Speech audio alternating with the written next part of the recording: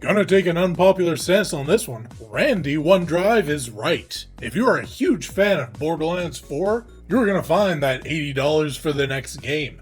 Before you grab your rancid pitchforks, there are two different key reasons why players are so pissed off when anyone in the games industry starts talking this nonsense, and three for why players especially hate it when Hanky Panky Ford is that anyone.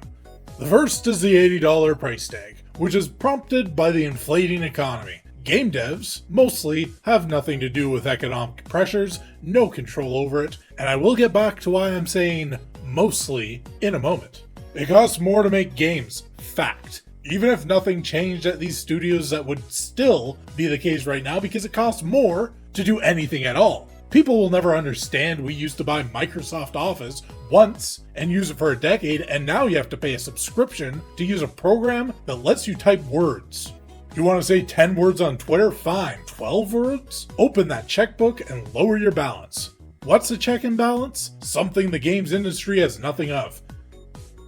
If there was zero change in strategy between the 90s and today, games that were once modestly profitable would all be losses, games that broke even would be massive flops. And before Riri Pantsless explains how he had to go up hills both ways to buy an Atari game, it felt better to buy a game for $150 in today's money back then, rather than $80 now, because if you were making $2,000 a month in the 90s, you'd be spending half your salary on rent and bills and still have over a third left even after the tax man cometh. You could buy 2 games for $80, daily fast food, fill up on 29-cent gas, rent from Blockbuster nightly, and still save enough by $25 to buy your $100,000 dream house. Compare that today at double the salary, well, it must be cake to buy a dozen games for what would have been $40 back then, wouldn't it? However, you're now paying $3,000 for a shoebox apartment and ramen. Savings and emergency funds? What are those? Your car hits one pothole and you chip a tooth? You're in debt for life solving just one of those problems. Fast food service is charging you like fine dining for putting your order in at a kiosk? No savings keeps compounding. Emergencies take years to recover from, while you are just praying another doesn't happen. You become more reliant on credit cards, so now you have increasing debt. Speaking of, mortgage, car payments, college loans are also far higher, and instead of paying off your house, which is a value-increasing asset, most people are renting, which just shovels money into a black hole as the 1% who own everything tell you that you will own nothing and be happy about it. It feels better to buy a game for $150 in the 90s than to buy a game for $80 today, because in the 90s, when you go to buy that game, you think, wow, this is a lot of money for a game. Today you're thinking, is this going to ruin my life? No longer are you thinking about the cost of the game and the anticipation of the game, but on the cost of merely maintaining your existence at all. Sure, there's people in debt in the 90s and Bitcoin billionaires today, but it really seems like a shared experience for people to have to bring out their budgets when it comes to talking about buying a game or going to see a movie. The middle class has all but vanished. However, in a dream world, if it had grown in the last 30 years, games right now could be $150 and still feel better than our current $80 reality.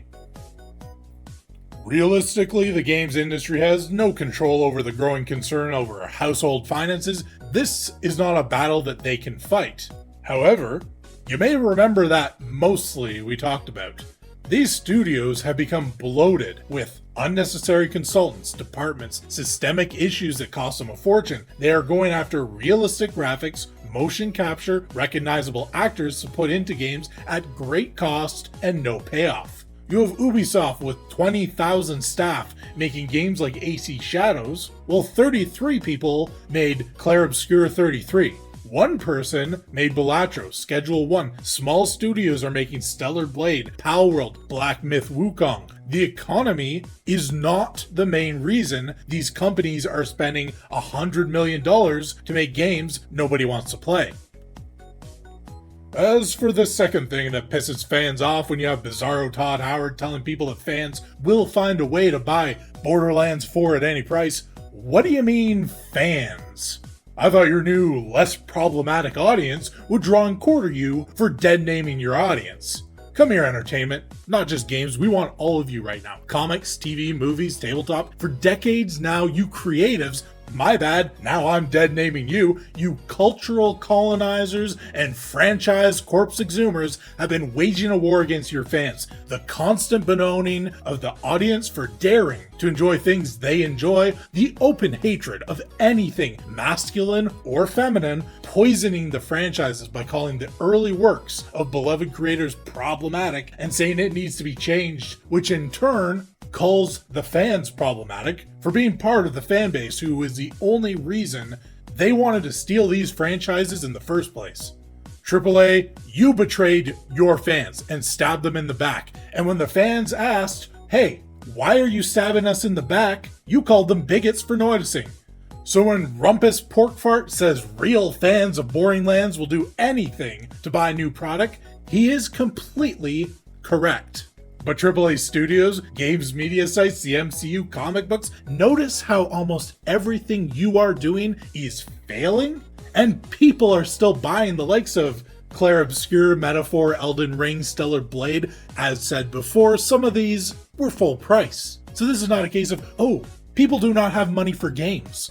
Palworld and Wukong both broke concurrent played records. Steam has broken their overall player records multiple times throughout the last 2 years alone. This so-called worst time to be a games developer. More people are playing games than ever before. Just not yours. And you are so close when you say fans will find money to buy the game.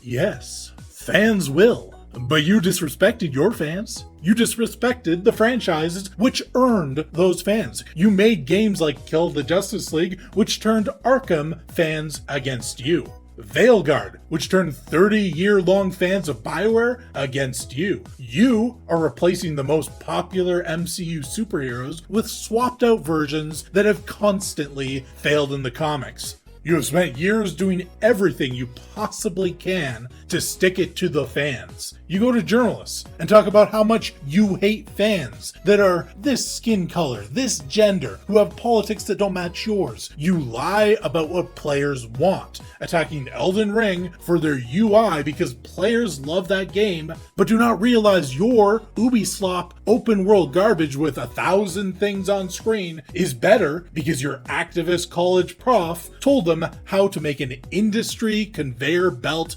UI that gives enough information for a journalist to know what to do.